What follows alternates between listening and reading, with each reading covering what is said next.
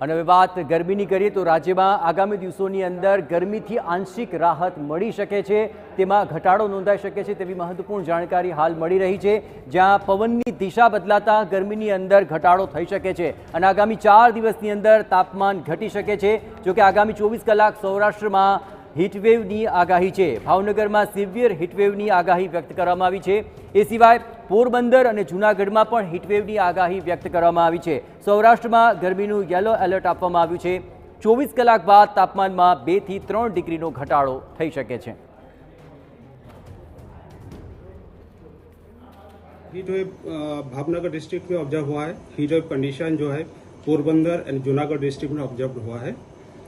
And जो अभी हम जो फोरकास्ट का बात करें तो नेक्स्ट 4 डेज में टेम्परेचर डाउन होगा। अभी जो बोला कि नॉर्थ वेस्टर्ली जो विंड अभी इंकर्सन हो रहा है, अभी 2 to 3 degree centigrade temperature down होगा।